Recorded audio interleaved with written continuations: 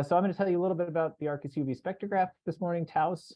I'm going to keep it pretty brief because we're really interested in the science of this meeting, but here's the quick overview of what I'm going to talk about. I'll just introduce the performance summary because as scientists and general observers, these are the things that we really care about. What types of science can I do? What are my spectral resolution and sensitivity metrics? I'll give you a brief overview of how the instrument works and some of the enabling technology. I'll tell you about the observing modes that we envision for TAUS, talk very briefly about the data products, and then try to leave time for a little bit of Q&A. So if you take nothing else from the talk, this is kind of the key takeaway slide. So this is an FUV spectroscopic instrument. It's designed to observe simultaneously with the X-ray telescope. It's high resolution, R of about 22,000, maybe actually a little bit better than that, over the 1,000 to 1,300 angstrom bandpass. So this is essentially covering the majority of the long wavelength channels of FUVs and the shortest wavelengths that HST goes down to now. Our mission baseline requirement is R of 17,000, but the current design is delivering somewhere between 22 and 23,000 resolving power at 1050 angstroms. Sensitivity, if you recall from when we put costs on the Hubble Space Telescope, one of the things that we were trying to do was to break the 10 to the minus 14 barrier to really reliably be able to get high signal to noise spectra with continuum fluxes in the range of the 10 to the minus 15s. And so that was one of our driving metrics here for TAUS. So just to give you an idea, in our typical 100 kilosecond exposure time, which is essentially driven by the combination of being able to do X-ray and UV at the same time, at 5 times 10 to the minus 15 ergs per centimeter squared per second per angstrom, or 5 FIFUs if you speak that language. So we're getting down to signal to noise of about 18 per resolution element. And then the signal to noise of 10 level is about 1.7 10 to the minus 15. So these are very comparable short wavelength sensitivities to what we're seeing with cost, but typically at a bit shorter exposures at longer wavelengths. So this is also an imaging spectrograph. So we have one arc second spectral resolution at the center of this long 10 by 360 slit. And then that degrades a little bit as you go away from the center out to about 5 arc seconds angular resolution out at the edges of the slit. And I'll show you some kind of simulated examples of what you can do with that at the end of my talk. This is the very cartoon layout of TAUS. Again, as I mentioned, it's designed, it's co-bore sighted with the X-ray telescope, so they observe the same object for the same amount of time all the time. Everything is recorded in time tag mode, so these are photon counting detectors, so no read noise. And right now we're baselining the 100 millisecond cadence on the time tagging. That's largely, it's not that the instrument can't go faster than that, but it's largely that we didn't have a lot of science cases that required a higher cadence than that, and that keeps the data rates manageable. So the data products, which I'll mention again at the very end, include the 2D detector images, photon lists, calibrated 1D spectra, and light curves, all as part of the standard output package to the observer.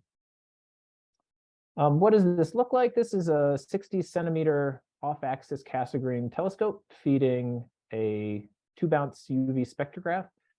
This is essentially an instrument design that we've flown and validated on a sounding rocket experiment. It follows a lot of the same things that were the design principles for the LUMOS instrument. That was the LUVOIR study UV spectrograph. I won't say a whole lot about this, but essentially, the gratings are JY Hariba. The detector comes from the microchannel plate group at UC Berkeley. So we're really trying to build off a lot of the heritage that was designed for FUVs, for HST costs, as well as some of the developments that we've made on suborbital missions in the last decade to push these things forward. Just to show you, this is a simulated spot size. So this is the spot on the left over there is consistent with R of about 22,500. And then on the right, we show the effective area And I show the combined channels of fuse there in blue. So you get the relative scale for the absolute effective area difference. And one thing that I'll mention, but I don't know that really comes across in anything I'm going to show today, is that because Taos is an imaging spectrograph, not only do we have larger effective area, but we also have much smaller cross dispersion height. And so that means for faint targets that you're extracting a smaller part of the total spectrum. So not only are you increasing the signal by having more effective area, but you're decreasing the noise by having a smaller extraction region. So, and I'll show some comparisons to fuse for diffuse source observations in just a moment. Just maybe in a bit more detail here. So this is the 60 centimeter telescope. And this is the slit. The way that we have the slit set up now is that basically we have a slightly elongated, or elongated is the wrong word, a square blown out aperture for point source spectroscopy right at the center of the slit. We imagine this is the workhorse observing mode, and that's 30 by 30 arc seconds. And then the long slit is 10 arc seconds by 6 minutes for extended source observations. So we use enhanced lithium fluoride coatings. These are aluminum plus a hot deposition of we call ELIF. This is something that we at Colorado have been pioneering and leading the work with the deposition group at Goddard. We've flown these coatings now a number of times. So this allows us to essentially add these extra bounces to do better control for high resolution and high angular resolution spectral imaging without essentially destroying the sensitivity in a way that we might have done 25 years ago with the coatings that were available. And then we use these large format photon counting detectors. So these are optimized for this 1000 to 1300 angstrom bandpass. Like I said, they're photon counting, there's no read noise, and they operate at room temperature, which is key to mitigating contamination concerns. So in terms of the format, this is one of our rocket detectors that's of sort of a comparable size, but it's a two-segment detector similar to what you might have been used to with HST COS or fuse.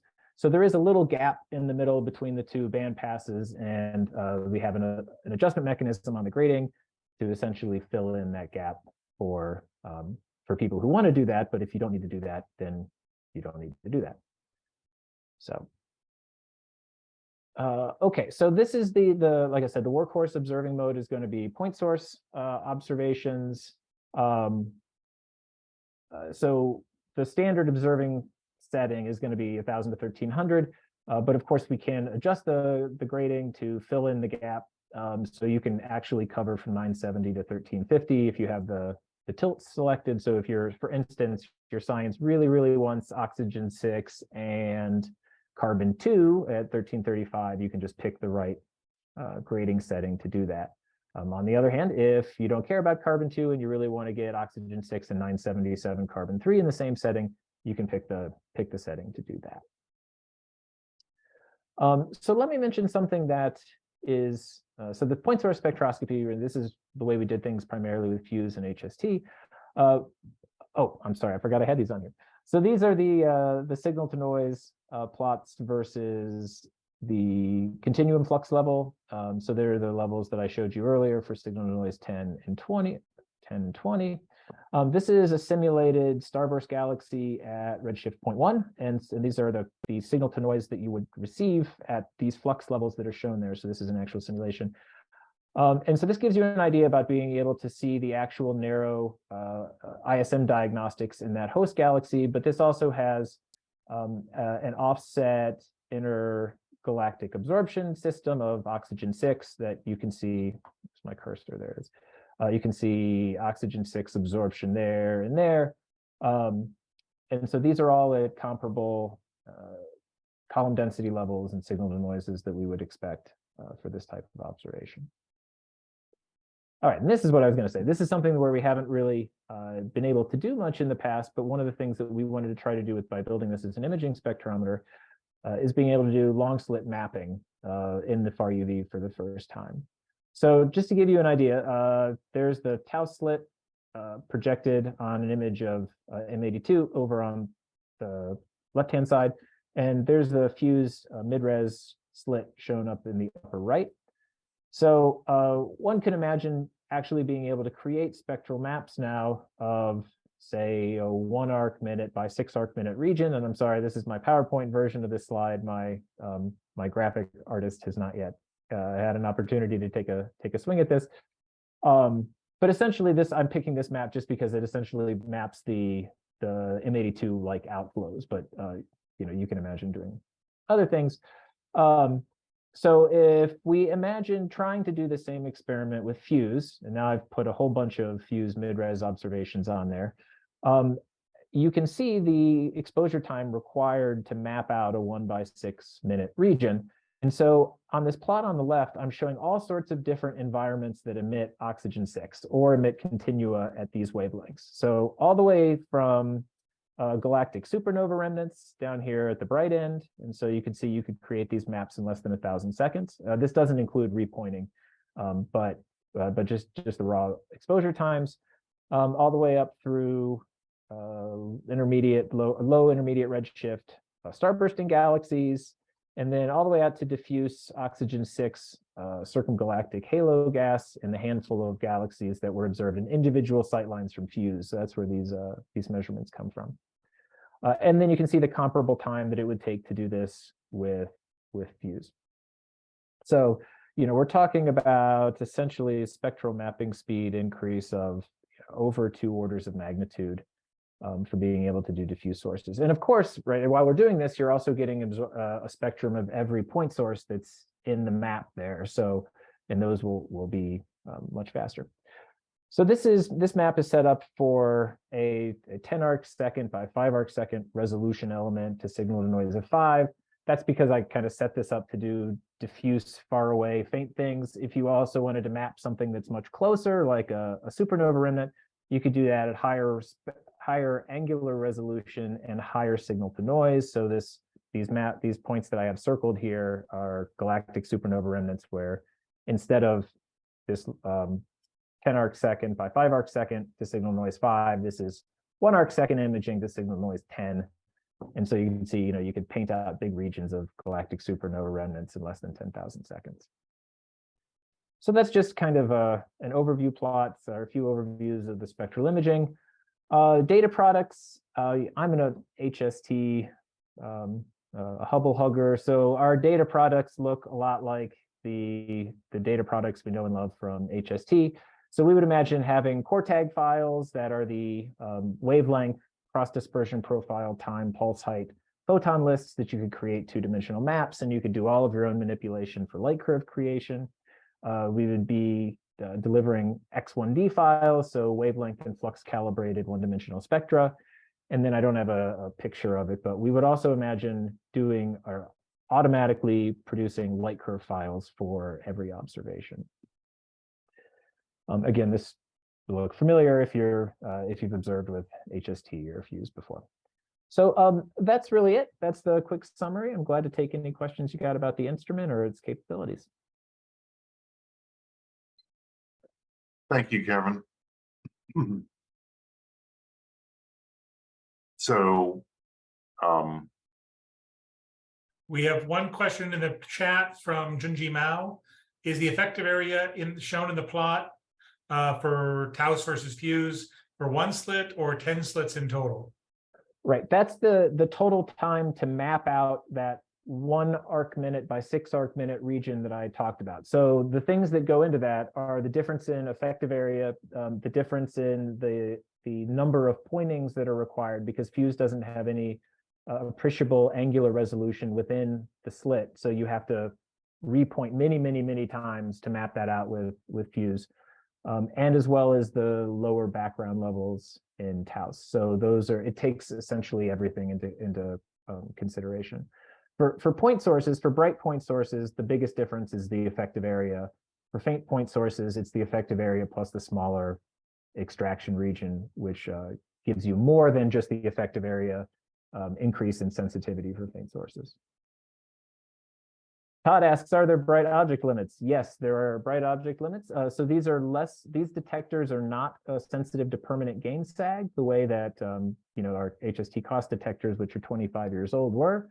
But we still do have local and global rate limits. So the bright object limit for Taos as it stands now is about 6 times 10 to the minus 11 ergs per centimeter squared per second per angstrom, which means that the very brightest galactic OB stars will be brighter than that. But we also have a neutral density filter option for point sources that we would be able to move into a different slit position with this neutral density filter to be able to accommodate brighter objects. And that won't damage it. So we could look at M stars flaring, for example. Yes, absolutely. This is not, those limits are just places where the calibration becomes more complicated. It's not, you're not going to damage the instrument. And so